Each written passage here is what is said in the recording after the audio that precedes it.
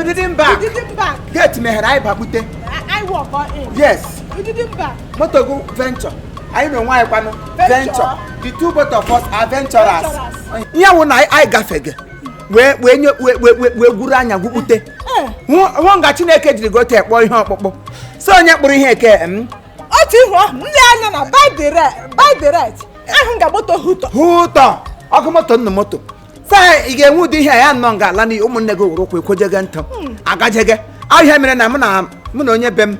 Venture. I venture. Sick I be into your environment. Into your car halot. Thank you. Young gay package as Robala. King retire can I got here very fat. I wouldn't say not too much because they will run the gun. Came Gamerun. Oh, no fair be me pregate madam. I'm not doing me. Oh, when you see me, I don't happen. When on a shrine, I got home up with halot. Yavongana, Ungamoto was. Oh, you don't got one near Mabru. Oh, on Gahananya. Oh, they bought Agafet so many gates. If for can go, your neighbor no got ferry. Fuke me pere. Gate mad. Unama nearby. Jay, your motto. I don't have to do actually, you go. I naga do much. Gana into a good I want a motto. I got a panum. I got a bad day. Oh, to 1 night walking and be seen. Ella here. What you could ghost time. What you could ghost time. CEO G2 Chooks. Oh, dear, go no kego. Nambi said. Oh, what are you going to go? Can you go up? I'm not going to came with a hotel. When I couldn't get that, then I'm not what I see here gaming Gahata, what Tom Gaba. Nduku na ndant awa nwa the less privileged one ngaga ngwa timba na katapila ihe gaje ngwa ta ihe mi ngwa man kam na tre na take saka ibi ge moto ke wa itene kam ga like bi kwenu nwunye moto aida anya rofu awudum rofu raida machi nyara agbo gara agbo aiji waje bulala ha na ga tibiki ko moto kwa go nwe moto kwa na ego ole awo bere he ngwa nso wa de mecha ma edi my akwago abuchi film odi oh my god nyanwo he knows us I got sister mage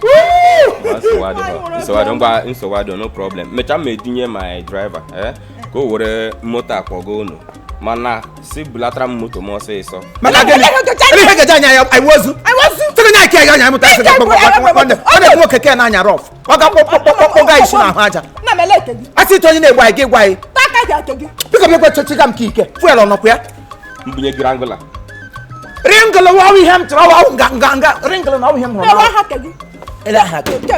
ila hake ya wono boka agla de boke ya mburu Ford F150 bunyunu kuno je birthday o hem na wona school o prala mta nga buru obenye buru amusu si credit ni le wona school alaram ni okwu keji bata my compound igbe inwe ho machine inwe ho asike were nke akwo ga ejukwa kangbo mechi on eba if kangbo no hem nyuru na eba 5 minutes efro mputa here again nweto na abo achọpụta una adro grateful mputa here again nweto na abo ele ya ya na bramba genya ai moto uma shi de je mo ogo ana fugo na ho na no big ayo to bi mu ya moto kai wure gara man birthday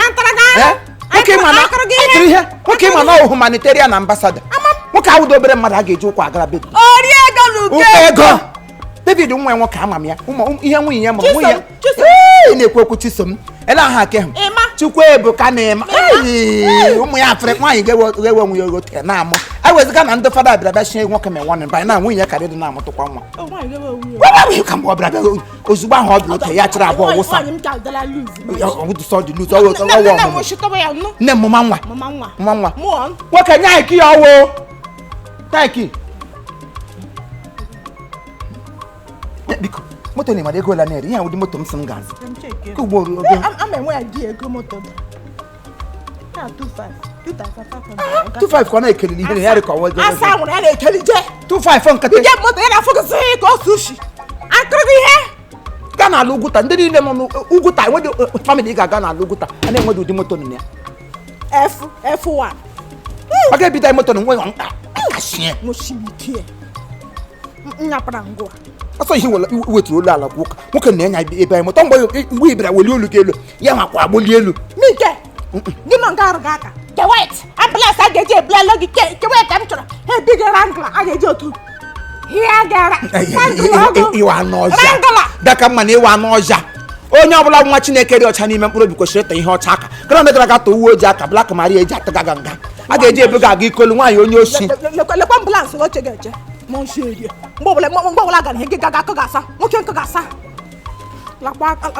lakwa aka aja ọ chọrọ ọzọ ngwa n'ihu na n'ote eshiri mee asara gị bedị achọrọ m ịbịa ngwa ode ya bụrụ chifi ma ọ bụla las adị m agba las n'ihe ebe ọ moto anọdụ m ji abịa agaghị m agakwa n'oshi ana m anatalị m asị onye ahịa ọka onye oshi ma ihe kwuru ayịọla ayịọtara kakwa n'aka ụzọ ekwede eme ha were ayọ ndọ ashi ebe niile ihe ị ga-eme ị ga-anụ na happy birthday gị n'ọnụ anyị nọ nga m na ama gị na mme na kriu ma akụ na ebe ajụ ma n'Imo steeti niile ma ndị ishiri mmụọ ma ndị ara ma ndị ishi ndị ekpenta anyị niile chịkọtara aka na this Christmas season ma nwunye ego ma ndị nwere aha egbe anyị niile ji obiọma anyị nwunye ego krasị maka nwunye ego owuye ego na ahịa isi na-eche ụlọ chitigbo nwunye ego saịsị gị na ụmụ gị happy birthday as you celebrate on Christmas. Your Christmas will be so Christmas. N'aha Jesus. Amen. Nwoke ki awo.